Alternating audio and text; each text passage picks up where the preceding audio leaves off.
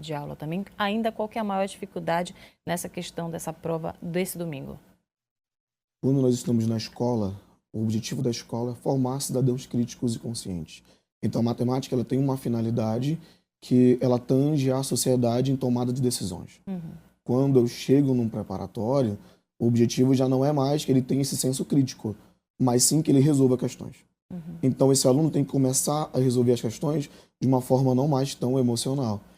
Acaba sendo uma maratona mesmo de resolução. Vence aquele que consegue resolver mais questões naquele período de tempo e sabendo usar a estratégia de prova. Nesse caso, quando o aluno ele começa a se preparar, ele tem aquele primeiro choque, que é de perceber que, na verdade, a escola, ela às vezes usa um caminho um pouco maior, ou também vai usar um caminho um pouco mais lúdico, como usando ali desenhos, ferramentas. Quando eu chego no cursinho, já não tem mais tanto isso. O foco é bem claro entre eu e o papel e a caneta. Então acaba mudando um pouquinho. Ele tem que ser um pouco mais efetivo em relação às resoluções. Os textos são muito maiores, a concorrência dele também não é só regional. O aluno tem que perceber que a concorrência dele é nacional. Por mais que ele vá tentar fazer cursos que são aqui da região, muitos alunos que são de outras localidades, eles também vêm para cá. Então ele acaba precisando ter que se dedicar um pouco mais. Tem alunos que também ficam muitos e muitos anos tentando alcançar aqueles cursos mais concorridos, então ele começa a tentar se comparar com ele. É importante que eu possa fazer a minha preparação fazendo a comparação entre mim mesmo e aquilo que eu aprendi da vez passada. Se eu tentar sempre comparar com aquele coleguinha que acertou a questão, é comum que eu vá me sentir um pouco mais ruim.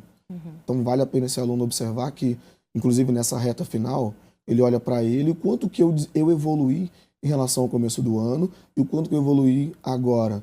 Então eu evoluí bem. Tem que ver agora se esse bem é o suficiente para a prova.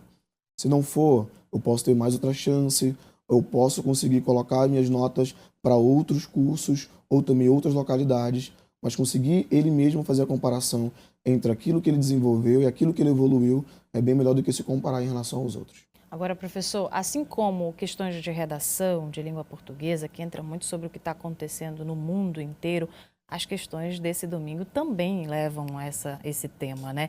Questões de interpretação de texto são importantes também para resolver muito essas tarefas que vão aparecer lá de matemática no domingo, né? É preciso que esse candidato também se atente com o que está acontecendo no mundo, no país também, né? É interessante porque a prova do Enem, ela é baseada não só por conteúdos, mas por competências e habilidades. Então, cada competência tem 2 ou 3 habilidades que ele precisa desenvolver a fim de resolver cada uma delas.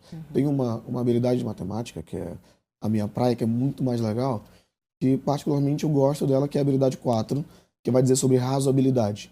Ele dá várias, exemplo, vacinas e métodos que sejam para aplicar na população, e ele vai colocar 5 propostas distintas e ele vai ter que saber qual delas é melhor de ser aplicada para aquela população.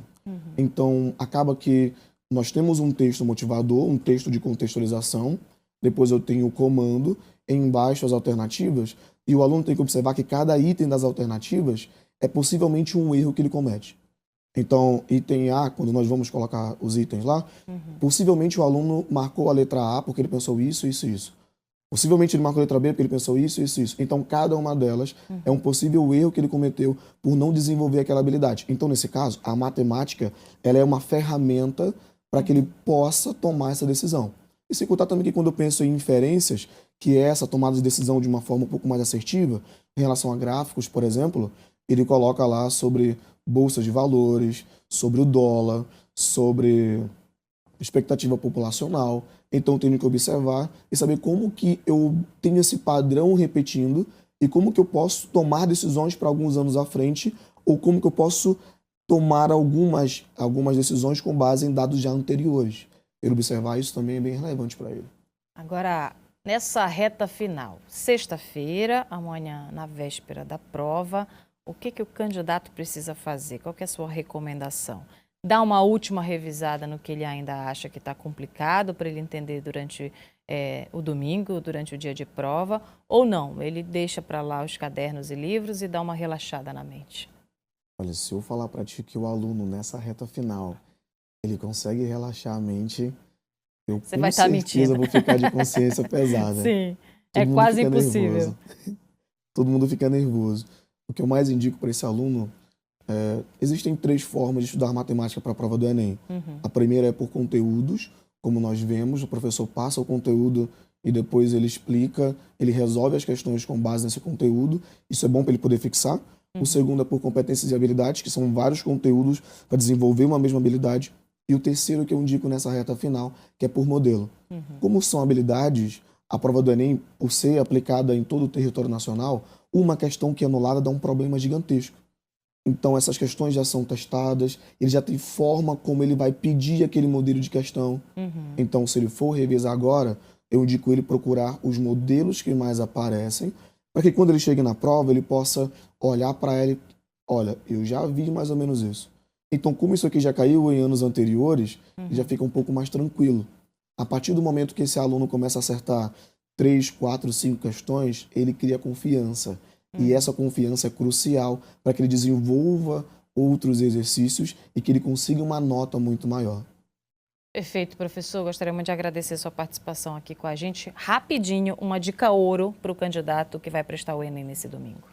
Você que vai fazer o Enem nesse domingo, eu indico a você observar os seus cadernos, observar as dicas dos professores, ver aquilo que você precisa melhorar de último momento, claro, observando que a partir de amanhã à tarde já sossega um pouco a cabeça, respira, coloca lá sua fé, os seus objetivos, lembra aquilo que faz você estudar todos os dias e amanhã vai na tranquilidade. Eu tenho certeza que você será honrado por tudo aquilo que você se dedicou.